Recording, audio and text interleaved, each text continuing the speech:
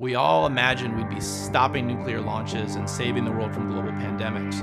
And what instead happened is we got into these jobs and had an inbound email box of thousands of messages of suspicious phishing. Each one takes a half an hour to process, and I have to see how many I can get through in a day, and I measure on that. I think data breaches are inevitable today. But once you sort of shed the myth of stopping all the bad things is, how do I respond effectively? If I were to hand a security analyst a server and say, tell me if this is compromised or not, that is a multi-hour journey that you just asked that analyst to take on. But along that journey, there's a set of individual tasks. Each one of those tasks could be highly automated.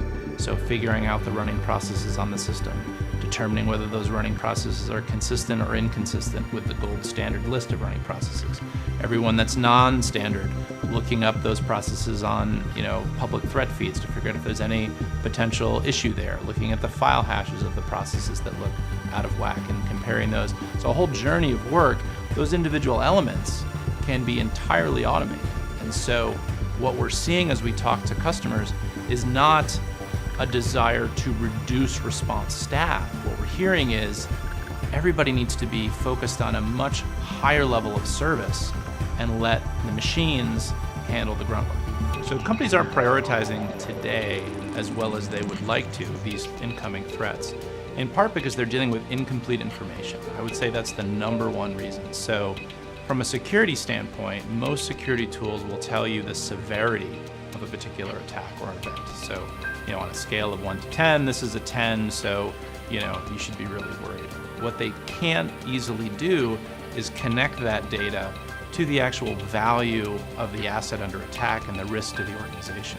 So it's a very different thing to attack an internal financial reporting infrastructure that's doing the quarterly close versus a summer company picnic planning website, right?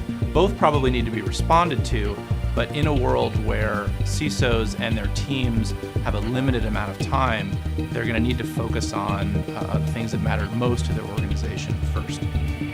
More CISOs are positioning themselves as an enabler to the broader business and working in partnership with other business leaders to try to bring about the change that an organization wants to accomplish.